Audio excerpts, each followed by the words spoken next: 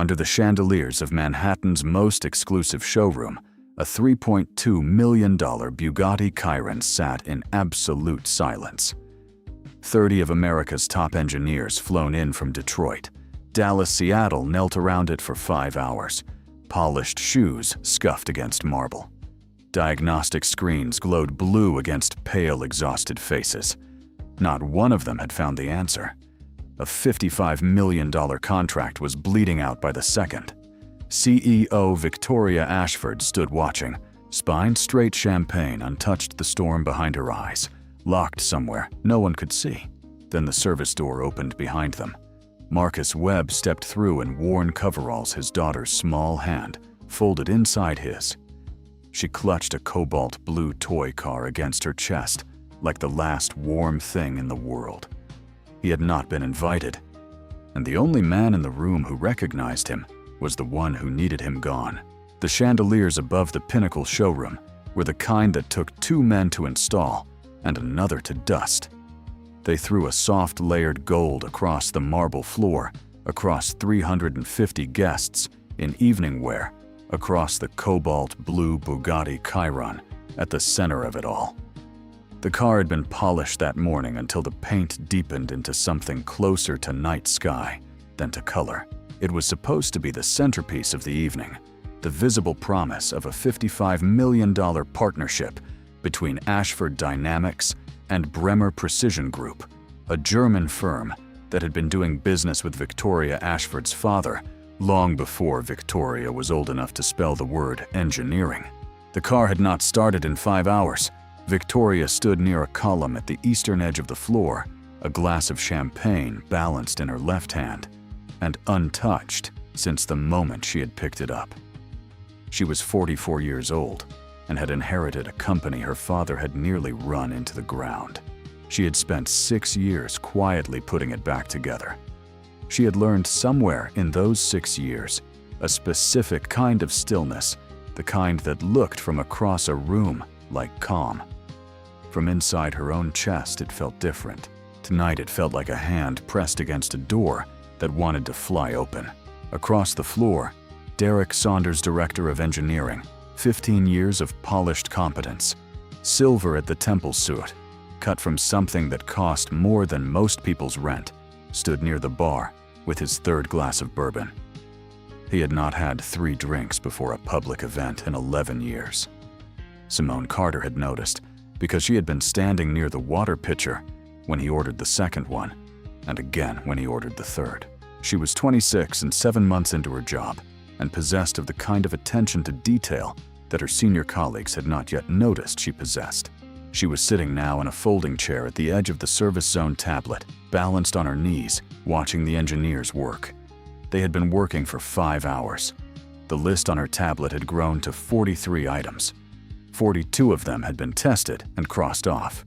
The 43rd, the one she had typed 2 hours ago and not yet shown to anyone, read simply Auxiliary Pressure Regulator Phase Cycle.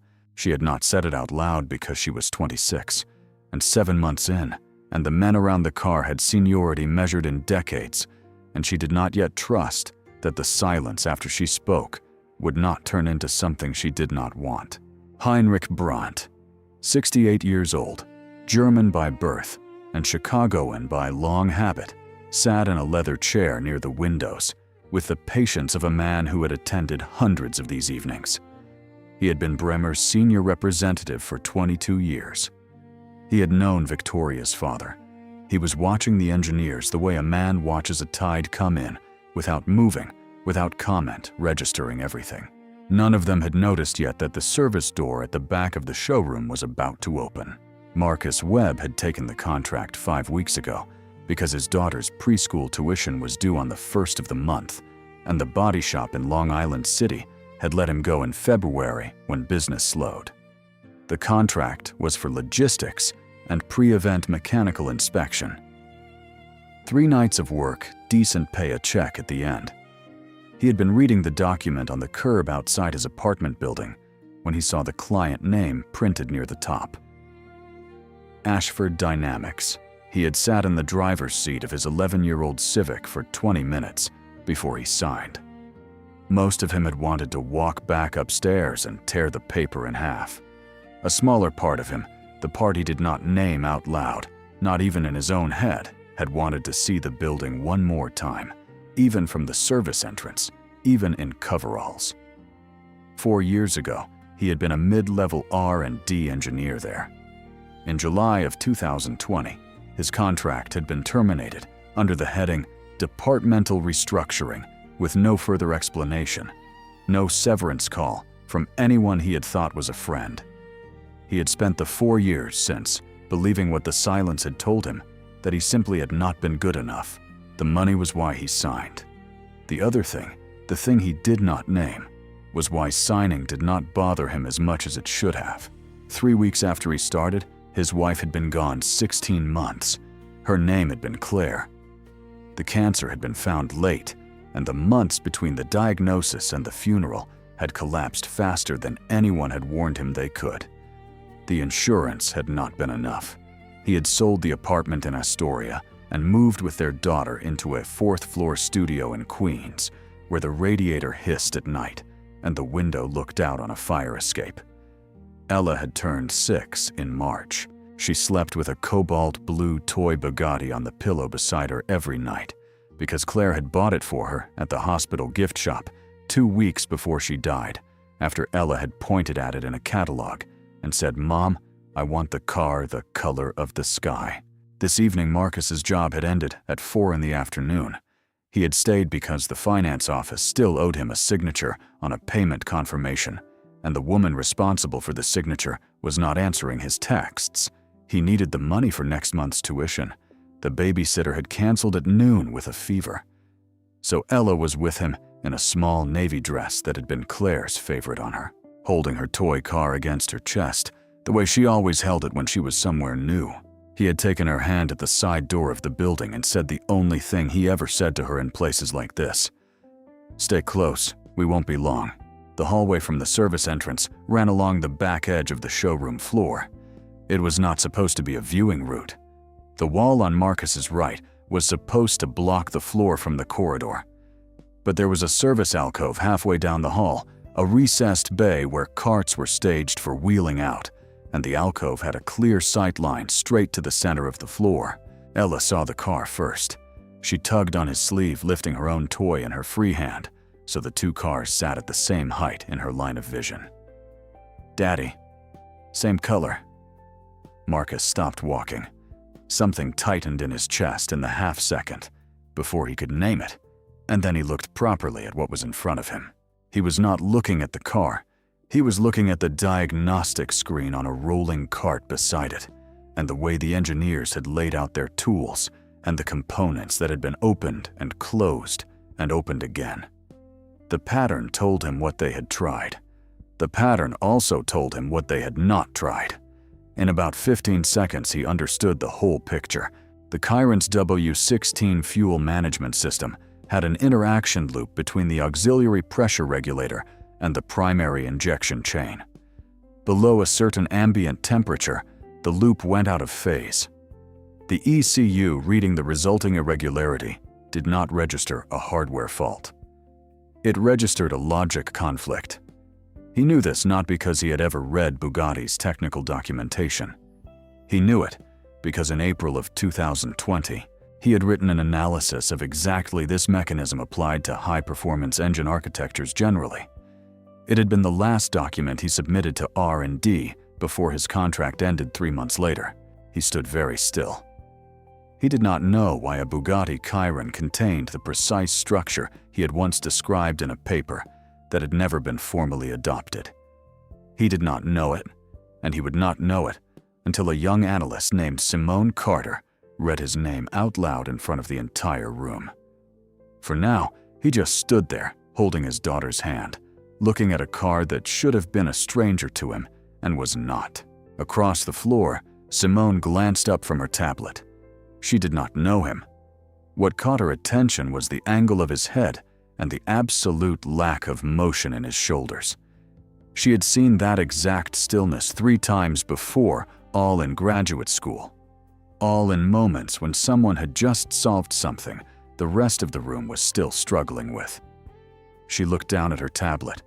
Item 43 sat unchecked. She looked up again. Derek Saunders saw Marcus second. He saw the stance first, the specific kind of standing that an engineer does when reading a problem he already understands, and recognition moved through him in 2 stages, half a second apart. The stance, then the face. The blood left his head somewhere between the two. He crossed the floor faster than he had moved all evening. "What are you doing in here?" "This is a closed event." The voice came too loud, too quickly edged with something Victoria heard before Derek had finished the sentence. She did not turn her head. She was still facing the car. But her peripheral vision had gathered the entire sequence, the man in coveralls, the child, the speed of Derek's reaction. And she knew, with the certainty that came from 20 years of reading rooms, that what she had just heard in Derek's voice was not irritation. It was fear. The specific fear of a man who has something to hide. A security guard moved toward Marcus from the left. Ella, without crying, without calling out, simply stepped forward and stood at her father's side. She tilted her chin up at the guard with the steady, unimpressed look of a child who had walked through her mother's funeral, who had sat beside her father in an insurance lawyer's office, who had learned that adults in nice clothes were not by themselves a reason to be afraid. The toy Bugatti stayed pressed against her chest. The guard slowed, then stopped. So did the room. Victoria's voice carried across the floor without rising. "What did you see?"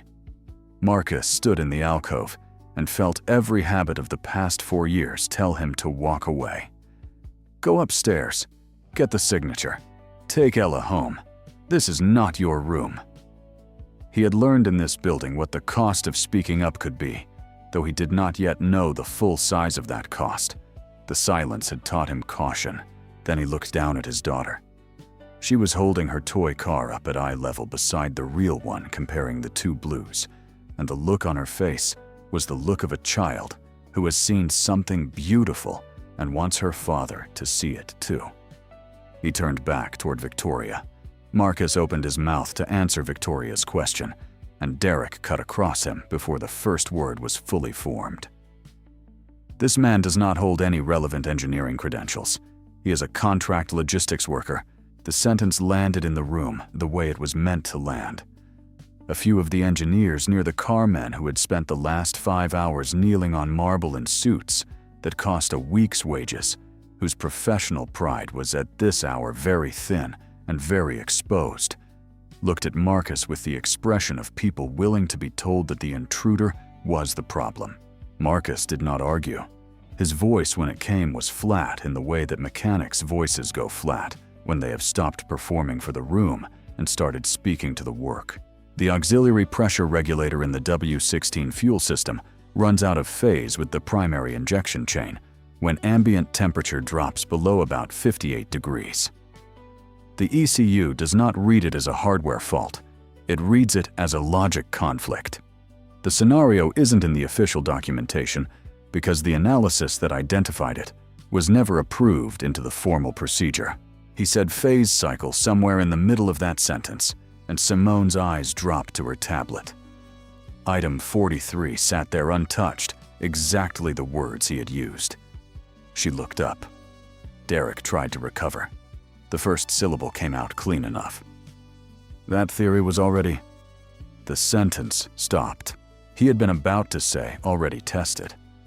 But saying that meant admitting he had known about the theory in the first place, and saying the theory had been tested in front of 30 engineers, holding a 5-hour list of things they had tried, would have invited a single obvious question. Tested where? When? By whom? Every one of those answers led to the same place. He let the rest of the sentence die in his throat. Simone's voice, when it came, was not aggressive. It was simply correct. It hasn't. It's not on the list.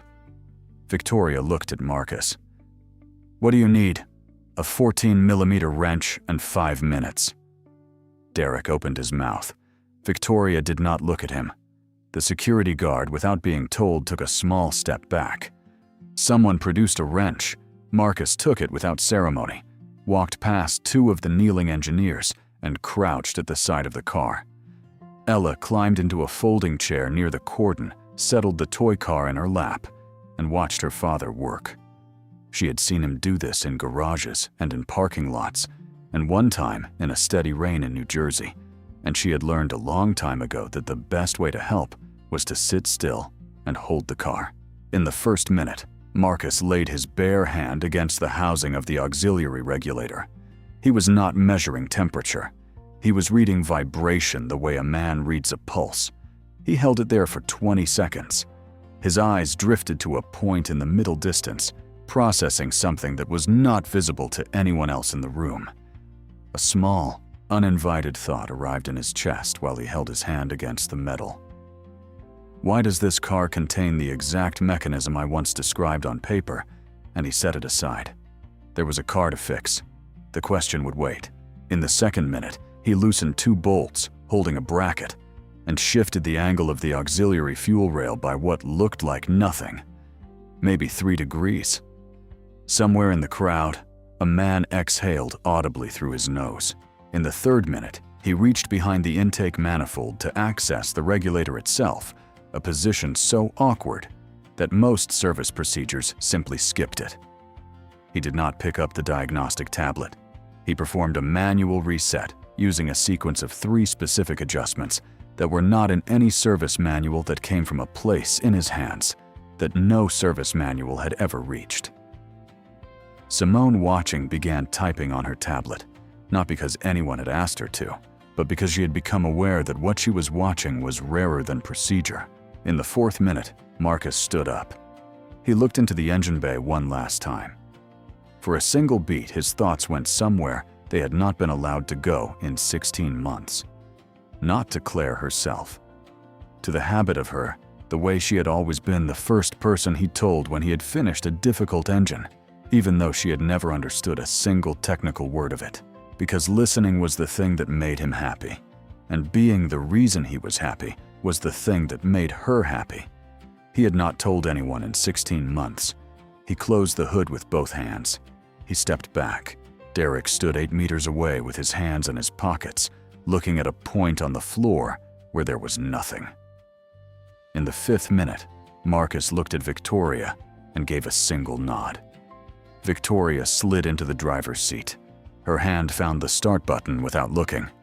The W16 turned over. It did not stumble. It did not hesitate. It came alive in a low, even roar that traveled up through the marble floor and into the soles of every shoe in the room. A sound that was less like noise and more like a presence settling into the room. 3 full seconds of absolute silence followed. Heinrich Brandt, in his leather chair near the windows, allowed himself a small, private smile. It was the smile of a man who had just seen something he had suspected for a long time confirmed. Ella, in her folding chair, rolled her toy Bugatti back and forth across her thighs and whispered, "Vroom." Not for the room, not for her father, not for anyone, only for the toy itself, the way children speak to their things when they think no one is listening. Victoria killed the engine and stepped out of the car. She looked across the hood at Marcus, then she looked at Derek. Simone read aloud from her tablet. Her voice was not theatrical. She was simply reading a thing that needed to be read. W16 fuel system analysis under low ambient temperature conditions. Submitted to R&D April 2020. Author Marcus Webb. The room went still in a different way than it had been still before. Marcus did not move. In the half-second after Simone said his name, something very strange happened inside his chest. 4 years of silence rewrote themselves under a new translation. The dismissal had not been because he was not good enough. The silence had not been because his old colleagues had quietly agreed he was not worth the call. There had been a document. The document had been taken from him. He had been removed because his presence was inconvenient to the man who had taken it. He looked at Derek for the first time since walking into the room, not as a senior manager trying to push him out, as a man whose face had gone the color of cement. The story turned. It was no longer a story about who could fix a car. It had become a story about who had taken whose work and for how long. Heinrich's expression watching Derek was not surprise. It was the slow confirmation of a suspicion he had carried since 2020, when the document Bremer had received under Derek Saunders' name had used a theoretical framework, a calculation chain, and a conclusion structure that did not match anything else Derek had published before or since. The document had been submitted 5 months after Marcus's original. It had shaped the technical specifications of the car now standing in this room. It had built Derek Saunders' reputation in the industry, and it had appeared exactly 3 months before the performance review that ended Marcus's contract at Ashford Dynamics. Derek did not speak. 15 years of controlling rooms, of having an answer for everything, of being able to talk past any uncomfortable question, and the silence held him where he stood. In that silence, his eyes drifted almost against his will to Ella. She was sitting in her chair holding her toy car, looking up at him with an expression that contained no judgment, because she did not yet understand what was happening. Something passed across his face very quickly. Not regret, not exactly something more complicated. The recognition that this small girl had spent 4 years in an apartment that was smaller than the one she should have grown up in. He had a son at home. The boy was 8. Derek knew with the specificity of a parent what tuition cost and what it bought and what its absence took away. He knew. He looked away. Simone, watching him, would later remember a different detail.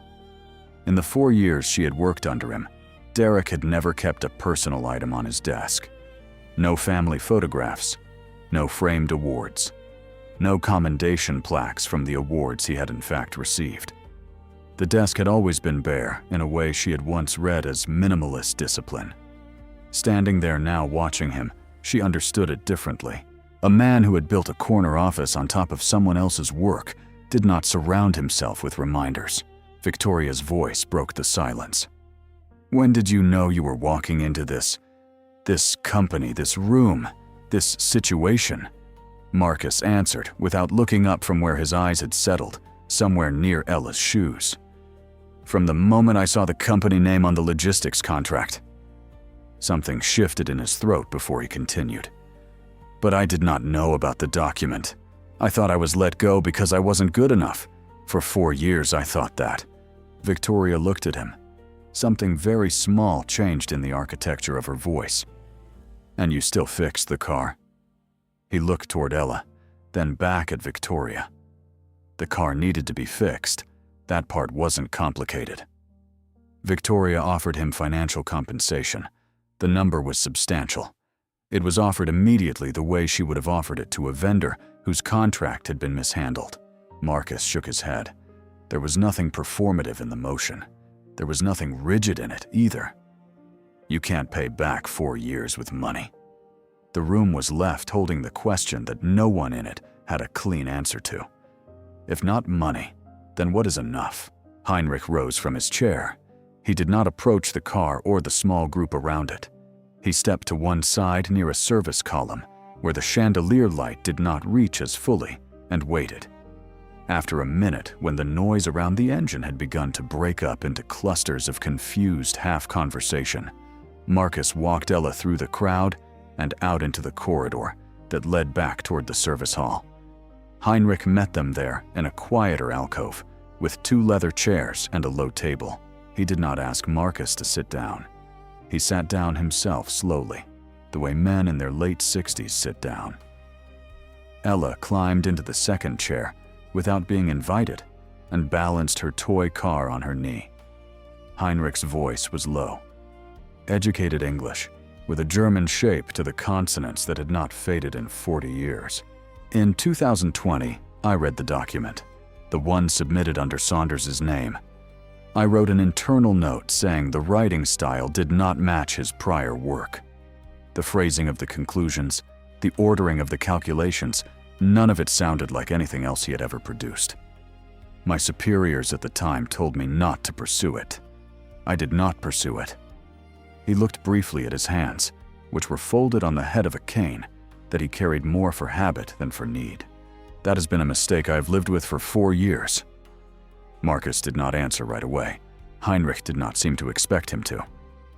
Tonight, Heinrich went on, I would like to add a clause to the contract, a formal authorship audit on technical documentation binding under the partnership terms. My consortium has been recommending this standard for years. Tonight is the right night to implement it. He looked up at Marcus. Your name on the original document in the official record. That is the first condition. Everything else follows. Marcus felt Ella's hand find his automatically the way it always did when adults talked over her head. He looked down at her. She was watching the two men with the patient interest of a child who had learned much earlier than she should have, that grown-up conversations sometimes mattered. That's all I want, Marcus said. Heinrich nodded slowly. That is what should have been 4 years ago.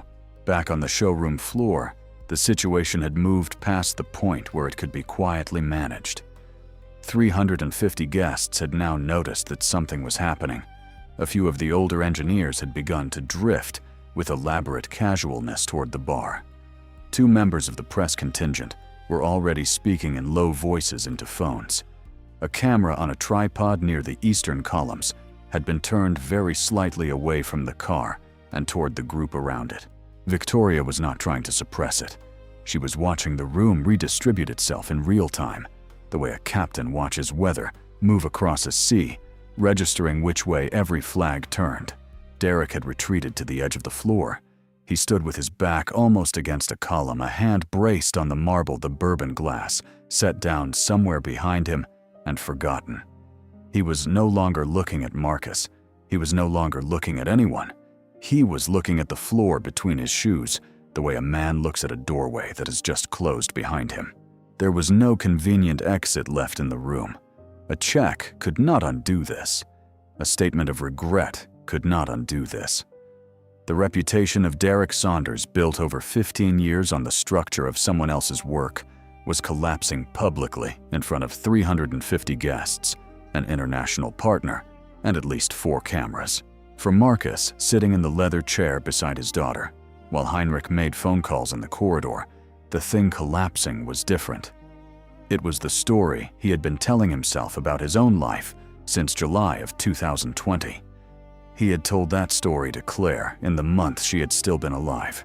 He had used it to explain why he was working at body shops instead of at desks, why the dreams he had once had were not coming back, why he had become quieter, smaller, more careful. He had built a smaller version of himself to fit inside the story, because inside that story, the smallness had been deserved. Now the story was a lie, and he did not yet know what to do with the 4 years he had lived underneath it. Outside the window of the alcove somewhere down on Park Avenue, a horn sounded once and went still. Ella leaned her head against his arm. He felt her weight there, light and absolute the way it always was. The night was not over. The system that had buried his name for 4 years was about to find out that there was no remaining direction to retreat in.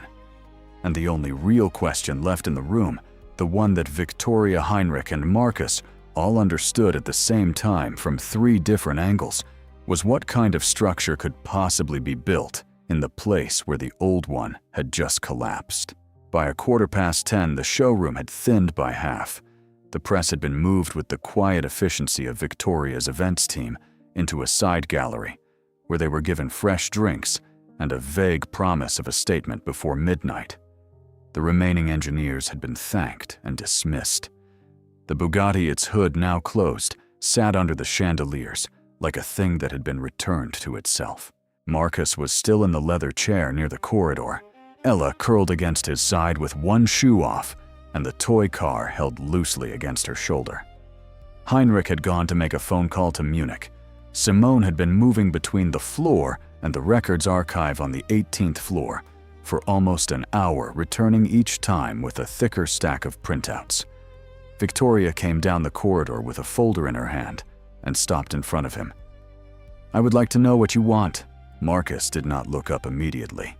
He looked at his daughter, at the loose curl of her hand around the toy. Then he looked at Victoria. "My name on the original document. in the official record of this company. Before any meeting, before any contract, before anything else. Victoria nodded once. Nothing more, nothing less. Not negotiable. Understood. She did not offer the financial number again. She did not offer a position. She did not this time offer anything she might want to give him later. She simply opened the folder, set a pen on top of it, and laid it on the small table beside the chair. This is the internal records correction request. It needs your initials at the bottom of page 2 so we can file it tonight. Heinrich will receive an independent copy directly from our records office, not through Derek's department. Marcus read both pages. He initialed where he was supposed to initial.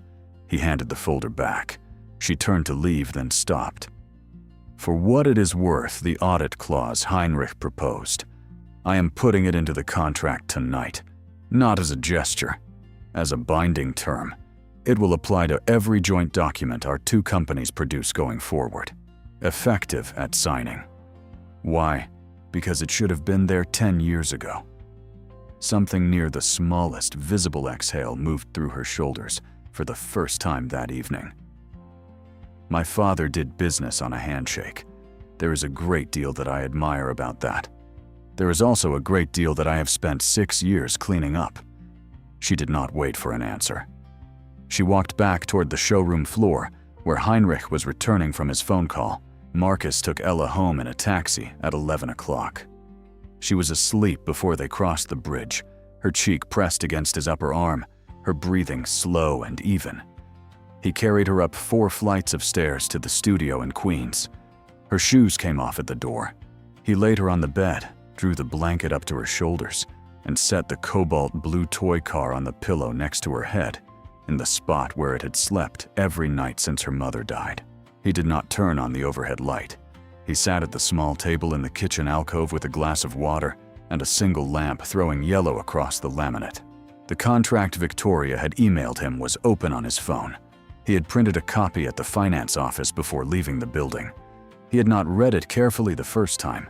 The job title at the top of the first page had made his eyes slide past it.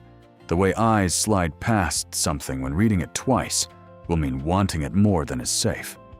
Now he read it. The question was not the salary. The question was something he had not been ready to ask in the showroom and was only now, at 11:43, in his own kitchen, ready to put in front of himself. Did he want to walk back into the building that had let him go without a phone call? Did he want to sit in meetings with men who had not in 4 years picked up the phone to ask why he had stopped showing up? Did he want to hand his name back to a system that had once quietly erased it? He thought about Claire, not a specific memory. The way she had looked at him on bad days when he had come home angry about something at the shop or something on the news. She had said the same thing many nights. "You carry too much anger, Mark. I just want you to be happy. That is all I have ever wanted." It had not been advice. It had been the way she looked at him when he was telling her about a hard day. He thought about Ella. Tuition next month. Tuition the month after. Kindergarten. First grade. The slow accumulation of everything she would need that he could not yet see. He thought about the 30 engineers in the showroom. They were not his enemies. They had been people working inside a system. The system had been wrong once. The system could be made less wrong if there was someone inside it who had reason to make it so. Or he could say no and continue with contract mechanic work, and Ella would still be all right, and that would also be a true answer. He sat at the table until 2 in the morning. He did not decide. He went to bed. Friday morning, 8 o'clock. His phone rang while he was pouring milk for Ella. Victoria's name on the screen. The document has been corrected. The internal record is published as of 7 this morning. Heinrich has received the independent audit copy. That part is done. He listened. The other part, your decision, you have until Monday. Take the weekend. A small silence held the line. You did not ask if I am coming back, he said. I am asking. I just wanted you to know that the first part does not depend on the answer. He looked across the kitchen at his daughter.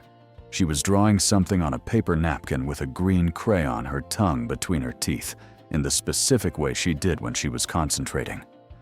"Thank you. It is not a favor." Her voice was even neither warm nor cold. "It is what should have been done 4 years ago." She said goodbye in the same flat register and ended the call. Marcus set the phone face down on the counter. He poured the rest of the milk and brought Ella's bowl to the table and watched her eat. He did not tell her what the call had been about. There would be time for that.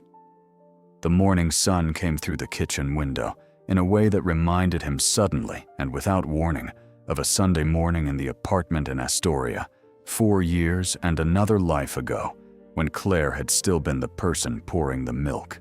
He let the memory sit. He did not push it away. Saturday morning, the company's HR system sent a message to every employee at Ashford Dynamics. The director of engineering position was being restructured, effective immediately. No further details. Derek Saunders had submitted his resignation letter at 7 o'clock that morning. What Simone Carter would learn later in the day from a colleague in human resources who had handled the paperwork was that Derek had refused the standard severance package. He had not negotiated. He had not asked for revised terms. He had said only one sentence to the HR director when the package had been put in front of him. "I do not deserve to take anything else from this company." That was the only sentence he said in the entire process. He left through the parking garage alone, carrying a single canvas bag. He did not stop to clean out his office. There had not, after all, been very much to clean. Sunday, Marcus took Ella to a small park near their building. There was a playground and a few wooden benches and a maple tree that was beginning in late April to put out its first real leaves. Ella played with her toy car on the bench beside him, pushing it slowly through the grain of the wood, her small face concentrated. He sat with his hands in the pockets of his jacket and watched. After about 10 minutes, she looked up. "Are you sad, Daddy?" He thought about the question. "No, I am deciding." She nodded. She did not need to know what the decision was. The answer that he was not sad seemed to be the part she had wanted. She turned back to her car and continued moving it across the bench. He realized sitting there that he had decided on Friday evening. The moment Victoria had said it is what should have been done 4 years ago. He had needed Sunday to know that he had decided. That was a different thing from deciding. He let himself sit with it for another half hour. When they walked home, Ella reached up and held his hand the rest of the way. Monday morning, 8:45. Marcus stood at the security desk of the Ashford Dynamics building in a clean shirt and the only sport coat he owned, holding a guest pass that Simone had arranged the night before. She met him in the lobby. "The internal record has been amended. The original analysis from April 2020 now lists you as the author. The version with Saunders' name has been moved to a sealed archive with a corrected attribution note. Heinrich's office received the audit copy at 6 this morning. Munich has acknowledged receipt." She handed him a printed sheet. He looked at it. His name sat at the top of a document he had not seen in 4 years, in the spot where his name should have been from the beginning. Below the title in small italic type, a new line had been added by the records department. Corrected attribution April 2024. Original authorship verified through metadata version history and cross-archival comparison. He read it twice. He folded the sheet carefully into thirds and put it in the inside pocket of his jacket. "There is also this." Simone handed him a small note printed on cream-colored stationery. The handwriting was precise in a slight forward slant. "The right work has the right name now. That is how it should have been. H. Brandt." "He left it for you on his way to LaGuardia this morning," Simone said. "He flies back to Munich tonight."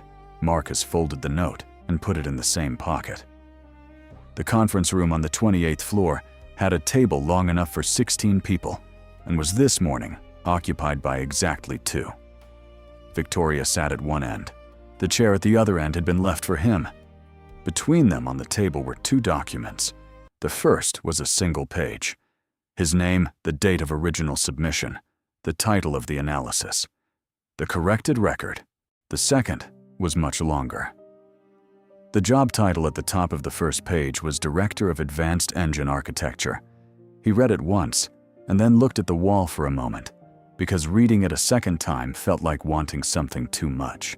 Then he read the contract from the first page to the last. He did not skip a line. He read the salary clause twice, not because it surprised him, but because he wanted to be sure he understood it. He read the non-compete clause.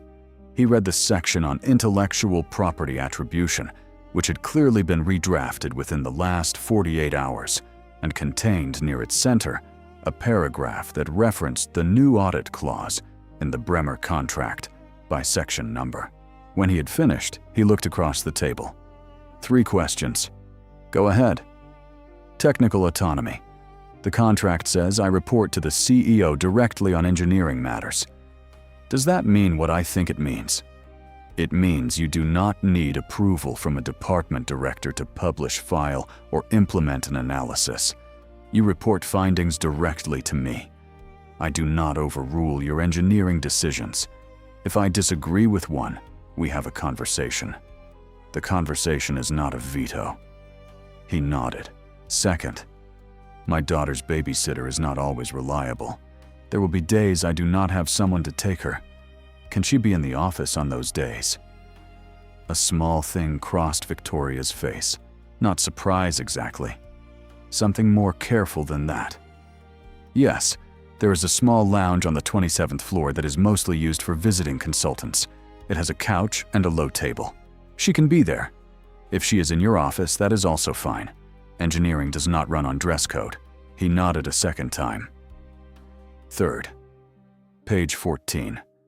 The clause on unilateral termination, paragraph 3, second sentence. The way it is currently written, it gives the company 60 days. I would like that changed to 90 with written cause. Not for me. For whoever holds this seat after me. Victoria looked at him for a moment. Done. We will rewrite it before you sign and reprint the page.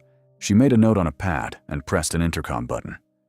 5 minutes later, a member of her legal team came in with a corrected page 14. Marcus read it. He signed the bottom of the new page, and then signed the signature page at the back of the contract. Victoria reached across the table. Welcome back, he took her hand. I was never here before. The handshake held for a beat longer than business required. Then welcome for the first time. That afternoon, he picked Ella up from preschool.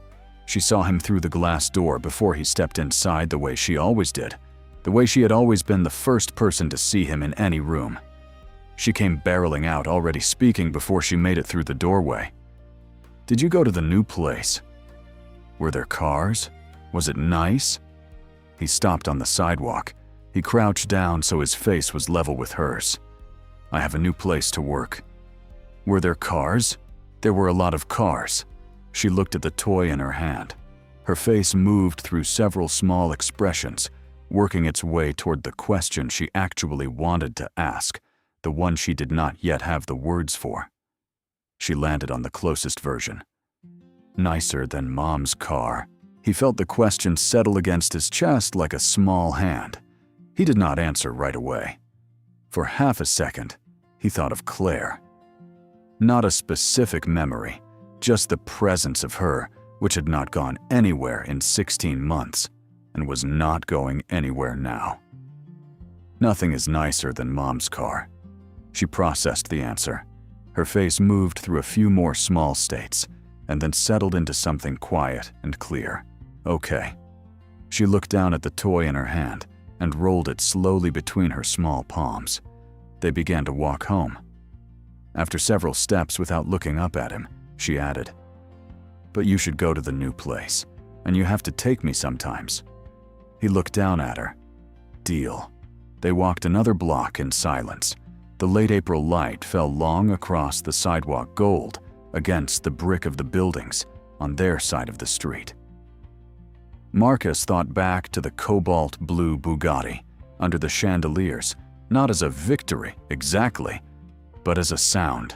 The low, even roar of a W16 turning over for the first time after 5 hours of silence. And then he looked down at the toy car in his daughter's hand.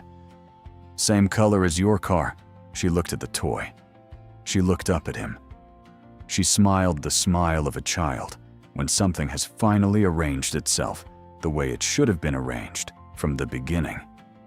They walked the rest of the way home, a corrected document folded into the breast pocket of his jacket, a small blue Bugatti held loosely in her hand, the city of New York moving around them loud and indifferent, full of engines waiting for someone who knew how to start them.